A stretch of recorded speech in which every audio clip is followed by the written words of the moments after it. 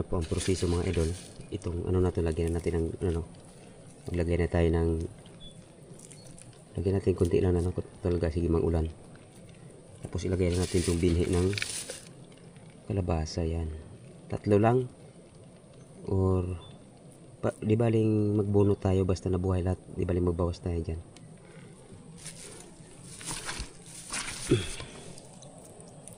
Yan, ano na natin kunting ano, yan, mabubuhay na yun, oh.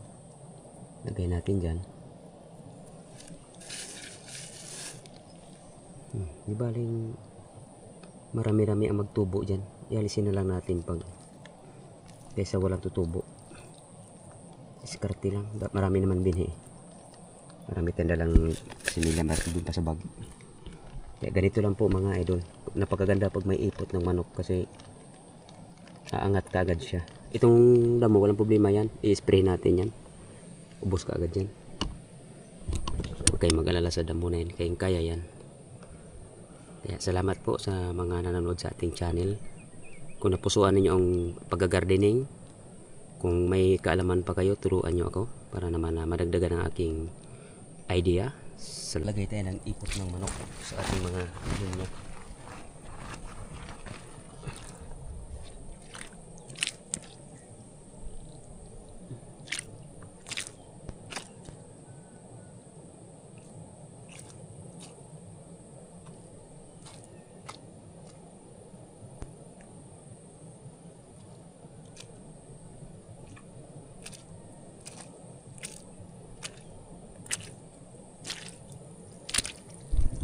Yang ipot ng manok na yan, nandyan sa butas na yan, lalagyan ng kunting putik, lupa ito, lagyan mo kunting lupa, tapos ipatong na dito yung kalabasa na similya. Yan ang proseso, kaya naglagay tayo ng ipot ng manok para pag mag-ugat yung kalabasa, kakainin niya yung vitamins ng ipot, mabilis siyang maggapang. Kaya yan po idol, lahat na ano na yun, lalagyan natin yan, puro na may butas yan. May nalagay na tayo dyan. Nalagyan na natin yan. Doon. Ganun lang. Yung mga idol, puputuloy natin ito.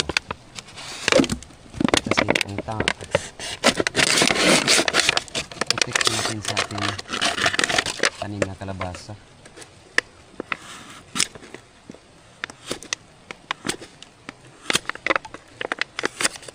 Ulan kasi dito ng ulan. Probinsya, kawawa ang tanim.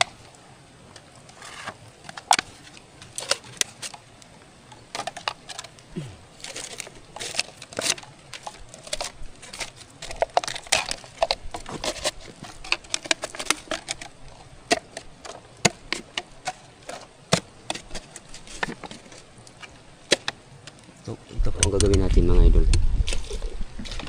Yung kalabasa kasi natin tumubo na.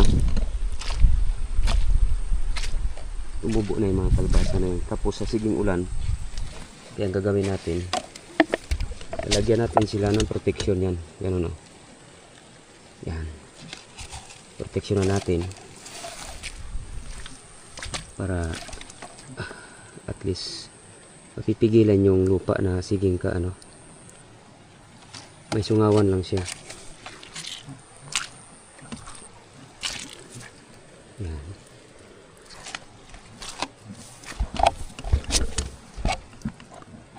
Yan, pag mag-init yan, pwede na naman alisin yan. Wala naman ako, hindi natubo dyan. Buhay dito.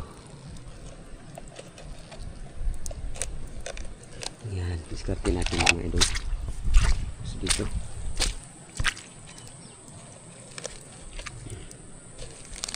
May ano na yan, may ipot na yan sa manok. Nilagyan natin ng ipot na manok. Ito. Puro may tubo yun. Yan.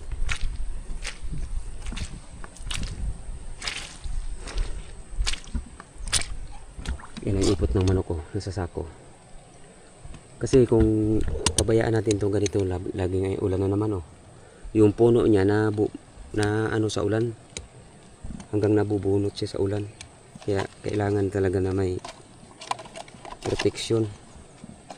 Kasi para mapaganda yung ano nila, paglaki yan.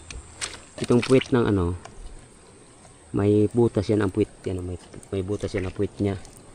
Dapat may butas para makasingaw.